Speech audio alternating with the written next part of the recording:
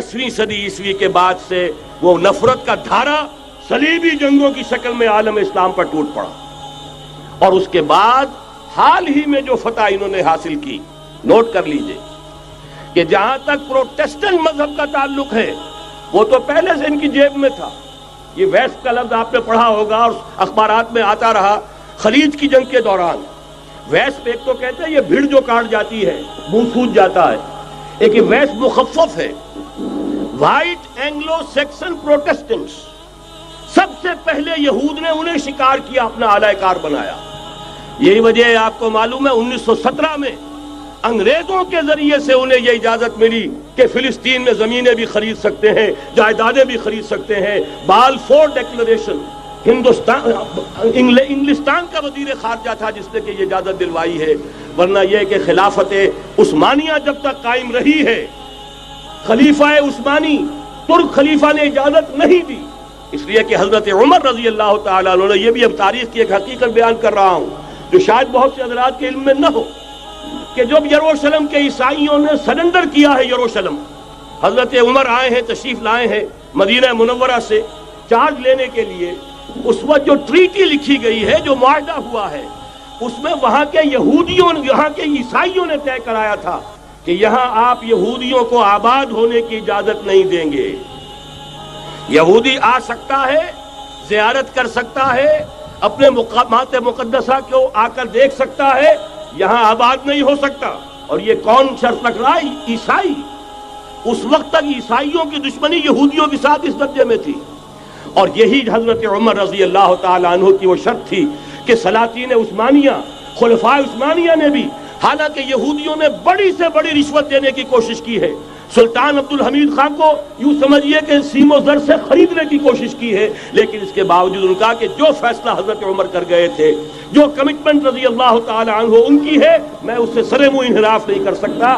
اصل میں اسی کی تو صدا ہے جو فری میسنری کے ذریعے سے خلافت کا خاتمہ کرایا گیا، کہ یہی سب سے بڑی رکاوٹ ہے۔ اگر خلافت ختم نہ ہوتی اور اگر کہیں جہاد کا اعلان خلیفہ عثمانی کی طرف سے ہو گیا ہوتا تو یہ کہی تھی بات، جب حضرت شیخ الہند رحمۃ اللہ علیہ جب یہ اسیری میں تھے مالٹا میں، تو وہاں کا انگریز کمانڈنٹ، اس نے چونکہ وہ کچھ مرید ہو گیا تھا یا کم سے کم عقیدت مند ہو گیا تھا، ایک روز حضرت شیخ الہند نے ان سے سوال کیا، اس شخص سے، کہ آپ لوگ ہماری خلافت کے پیچھے کیوں پڑے ہوئے؟ یہ تو بیمار، تم خود کہتے ہو، یورپ کا مرد بیمار ترکی، آپ کو کیا ڈر ہے اس سے؟ آپ کیوں اس بیچاری خلافت کے در پہ ہیں؟ اس شخص نے جواب دیا تھا، مولانا اتنے بھول پن کے ساتھ بات نہ کیجئے، ہم بھی جانتے ہیں، آپ بھی جانتے ہیں، اگر کہیں خلافت عثمانیہ کی طرف سے جہاد کا اعلان ہو گیا تو پورے عالم اسلام سے لاکھوں مسلمان اپنے سروں سے کفن باندھ کر نکل آئیں گے۔ آج اس گئے گزرے دور میں بھی اس کمزور اور یوں سمجھیے کہ نام نہاد خلافت کے اندر اتنی جان ہے، اتنی طاقت، لہذا اس کو ختم کیا گیا، اور ختم کرایا گیا کن کے ذریعے سے؟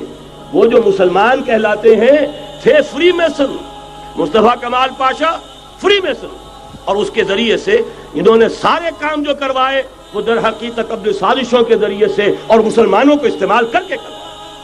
بہرحال بات لمبی ہو رہی ہے۔ پہلی بات تو یہ ہے کہ وہی نقشہ اس وقت کا آج بھی ہے جہاں تک یہودیوں کا تعلق ہے، لیکن فرق یہ واقع ہو گیا کہ اس وقت عیسائی یہودیوں کے تابع نہیں تھے، بلکہ عیسائیوں اور یہودیوں کے مابین دشمنی تھی۔ آج یہودی عیسائیوں پر مسلط ہو چکا ہے، فرنگ کی رگے جاں پنجے یہود میں ہے، اور آج کے فرنگ کا لیڈر امریکہ ہے۔ امریکہ کا صدر یوں سمجھیے کہ وہ ان یہودیوں کا غلام ہے، مجال نہیں کہ ان کی مرضی سے ادھر سے ادھر ہو جائے، اور اگر کوئی غلطی سے ادھر سے ادھر ہو جائے تو اس کا پتہ چاک ہو جائے گا۔ آپ دیکھیے کیا حشر ہوا ہے بش کا، حالانکہ بہت بڑا ہیرو بن کر نکلا تھا گلف وار سے، لیکن ذرا سا ایک بیان دے دیا تھا کہ جو اسرائیل کو پسند نہیں آیا، تو جو الیکشن میں چاروں شانے چت ہوا ہے اس کا جو حشر ہوا ہے وہ دیکھ لیجیے۔ تو پہلی بات تو یہ سمجھ لیجیے کہ آج بھی یہودی، یہ نیو ورلڈ آرڈر ہے، نیو ورلڈ آرڈر، اور اس میں عیسائی دنیا اس کی اعلی کار ہے۔ اب صورتحال کیا ہے؟ عیسائی دنیا، میں ایک بات بتا رہا تھا بیچ میں رہ گئی، کہ جہاں تک پروٹیسٹنٹ عیسائی تھے وہ تو پہلے ان کے ہاتھ میں تھے، حال ہی میں انہوں نے جو فتح حاصل کی ہے وہ کیتھولک عیسائیت کو بھی اپنے ہاتھ میں لے لیا ہے۔ چنانچہ پوپ صاحب نے فرمان جاری کر دیا ہے کہ ہمارے خداوند یسوع مسیح کے قتل کی ذمہ داری ان یہودیوں پر نہیں ہے، بری کر دیے گئے۔ 1900 برس کے بعد، بلکہ 2000 برس کے قریب ہو گئے، انہیں ایگزونریٹ کر دیا گیا، ایبسالو کر دیا گیا، ان پر ذمہ داری نہیں۔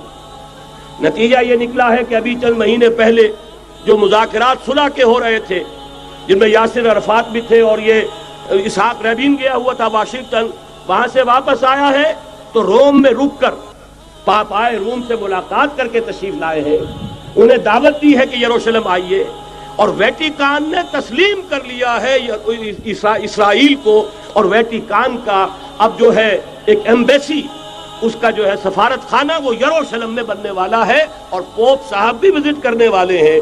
گویا کہ یہ گٹھ جوڑ اب مکمل ہو چکا، اب کہیں اس میں کوئی کمی نہیں رہی۔ اس یونائٹڈ فورس کے ساتھ یہ نیو ورلڈ آرڈر اس وقت عالم اسلام پر حملہ آور ہے۔ اب اس میں نوٹ کیجئے کہ اس وقت کی فضا ہے کیا۔ عالم اسلام میں سے عالم عرب ان کے شکنجے میں جا چکا، کیوں بنا کر کھڑے ہوئے ہیں اسرائیل کو ماننے کے لیے اور سر تسلیم خم کرنے کے لیے۔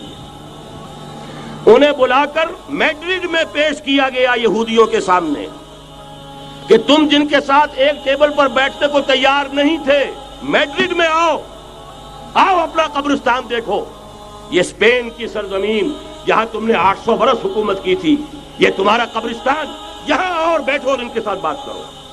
گئے تھے کہ نہیں تمام فرنٹ لائن سٹیٹس میڈرڈ میں؟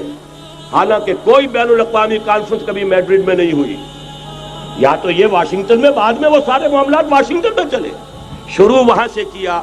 اس لیے کہ نیوز ویک کا کچھ عرصے پہلے کور سٹوری جو تھی 1992 is the year of Spain. Why? 1592 was the year of the fall of Granada. 1492 میں 1492 میں غرناطہ کا سقوط ہوا، اور پورے آئیبیرین پیننسولا سے ایک ایک مسلمان بچہ نکال کر ختم کر دیا گیا، یا زندہ جلا دیے گئے، یا تہہ تیغ کر دیے گئے، یا جہازوں میں بھر بھر کر۔ اور آپ کو معلوم ہے میڈیٹرینین کی حیثیت کیا ہے، خلیج ہے، ایک معمولی سی خلیج، ادھر سے اسپین کا ساحل قریب آ جاتا ہے، اسپین کے ساحل سے جہازوں میں بھرا اور نارتھ افریقہ کے ساحل کے اوپر پھینک کر آ گئے۔ پورے ہسپانیہ میں جہاں 800 برس مسلمان کی حکومت رہی، ایک بچہ بھی مسلمان نام کا موجود رہا۔ یہ تھا 1492، اور اب آیا تھا 1992۔ 1992 is the year of Spain۔ اسی لیے ورلڈ اولمپکس رکھے گئے، وہاں دلہن کی طرح سجایا گیا ہسپانیہ کو، اور بلایا گیا، طلب کیا گیا، سمن کیا گیا تمام دول عرب کو، آؤ یہاں بیٹھو، اور یہاں بیٹھ کر اپنے ان یہودی دشمنوں کے ساتھ مصالحت کی بات شروع کرو۔ بہرحال نوٹ کر لیجئے، عالم عرب جا چکا ہے۔ کوئی دن کی بات ہے، میں سنسنی پیدا نہیں کرنا چاہتا، لیکن حالات اور واقعات سے نگاہیں بند کرنا بھی کوئی دانش مندی کی بات نہیں ہے۔ یہ ایودھیا کی مسجد شہید کی گئی، ابھی یہ ایک بہت بڑا مزار جو ہے شہید کیا گیا، اور اس کے ساتھ کئی مسجدیں شہید کی گئی۔ یہ سب کیا ہے؟ یہ مسلمانوں کی نفس دیکھی جا رہی ہے کہ کوئی غیرت اور حمیت نام کی کوئی شے باقی ہے؟ جیسے علامہ اقبال نے وہ نظم لکھی تھی، عبدالقادر روہیلا بڑا ظالم جفاجو کینہ پرور تھا، لیکن یہ کہ اس نے جو ایک ٹیسٹ لیا تھا کہ وہ جو عورتیں ہیں تیموری خاندان کی، ان میں کوئی رمق رہ گئی ہے؟ معلوم ہوا کہ نہیں، کہ غیرت نام تھا جس کا، گئی تیمور کے گھر سے، ختم، غیرت نکل گئی۔ اسی طرح ایودھیا کی مسجد، اب چرار شریف، اور یہ کوئی دن کی بات ہے کہ اب مسجد اقصیٰ کا نمبر آیا کہ آیا، اس کے لیے پوری تیاریاں ہو چکی ہیں۔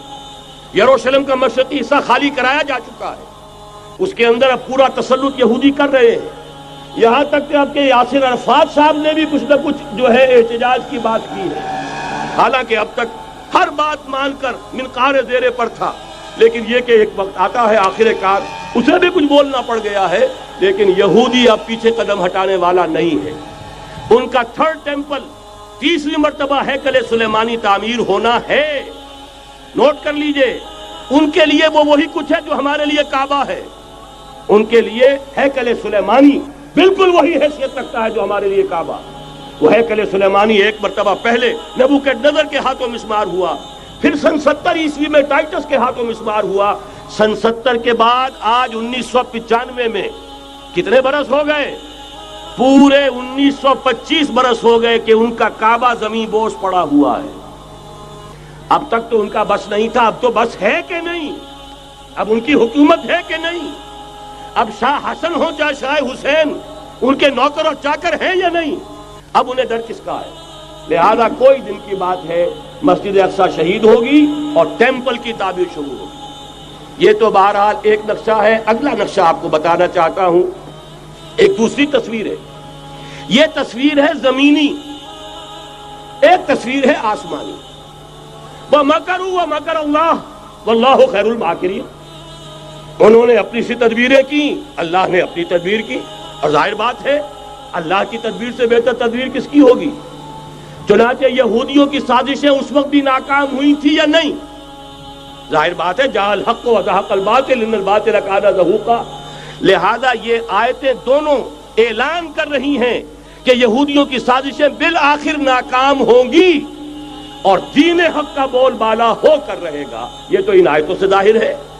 یریدون لیطفئوا نور اللہ بافواہہم واللہ متم نورہ ولو کرہ الکافرون۔ یریدون ان یطفئوا نور اللہ بافواہہم ویابى اللہ الا یتم نورہ ولو کرہ الکافرون۔ هو الذی ارسل رسولہ بالہدی ودین الحق لیظہرہ علی الدین کلہ ولو کرہ المشرکون۔ اللہ نے تو بھیجا ہی ہے اپنے رسول کو اس فیصلے کے ساتھ اور یہ ذمہ داری اور مشن دے کر کہ جو دین حق آپ کو دے کر بھیجا جا رہا ہے اسے غالب کیجئے، نافذ کیجئے، قائم کیجئے، اس مشن کے ساتھ بھیجا جا رہا ہے۔ اور وہ بہرحال آیا جاء الحق وزهق الباطل ان الباطل کان زہوقا۔ لیکن نوٹ کرنے کی بات یہ ہے، ذرا یہاں تھوڑا سا تحمل کے ساتھ غور کیجئے گا، کہیں میرے خلاف کوئی فتویٰ دینا شروع کر دیں۔ کیا حضور کا مقصد بعثت اس وقت مکمل ہو گیا تھا؟ ایک درجے میں ہو گیا کہ جزیرہ نما عرب پر اللہ کے نور کا بھی اتمام ہو گیا، اللہ کا دین بھی غالب ہو گیا کہ نہیں ہو گیا؟ لیکن کیا محمد الرسول اللہ صرف عرب کے لیے بھیجے گئے تھے؟ قرآن کہتا ہے ببانگ دہل وما ارسلناک الا کافۃ للناس بشیرا ونذیرا۔ اے محمد صلی اللہ علیہ وسلم، ہم نے نہیں بھیجا ہے آپ کو مگر پوری نوع انسانی کے لیے بشیر اور نذیر بنا کر۔ تو جان لیجئے کہ یہ مقصد بعثت محمدی صلی اللہ علیہ وسلم بتمام و کمال اس وقت پورا ہوگا جب کل عالم انسانیت پر، کل روح ارضی پر اللہ کا دین اسی طرح غالب ہو جائے گا جس طرح کہ محمد رسول اللہ والذین معہ صلی اللہ علیہ وسلم ورضی اللہ تعالی عنہم اجمعین، ان کے ہاتھوں سے، ان کے ایثار سے، ان کی قربانیوں سے، جن کا نقشہ آپ کے سامنے مولانا کھینچ چکے ہیں، ان کے اثار، ان کی قربانیاں، ان کی محنت، ان کی جفا کشی، ان کی سرفروشی، ان کے جان تن من دھن لگا دینے کے نتیجے میں جیسے اس وقت غالب ہوا تھا کل روح ارضی پر غالب ہوگا، تب کہیں جا کر مقصد بعثت محمدی مکمل ہوگا۔ یہی وجہ ہے اقبال نے کہا تھا وقت فرصت ہے کہاں، کام ابھی باقی ہے، نور توحید کا اتمام ابھی باقی ہے۔ لیکن ساتھ ہی خوشخبری بھی دی تھی، یہ چمن معمور ہوگا نغمہ توحید سے، آئے گا وہ دور، یہ چمن معمور ہوگا نغمہ توحید سے، لازماً آ کر رہے گا۔ هي الحلقات تحفظني بآيات من القرآن، هي الحلقات تملأني بحب المصطفى العدنان۔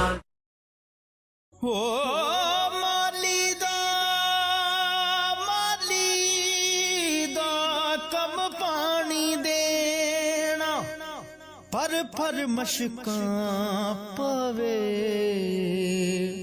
ہو مالک دا کم پھل پھل لاوے یا نہ لاوے۔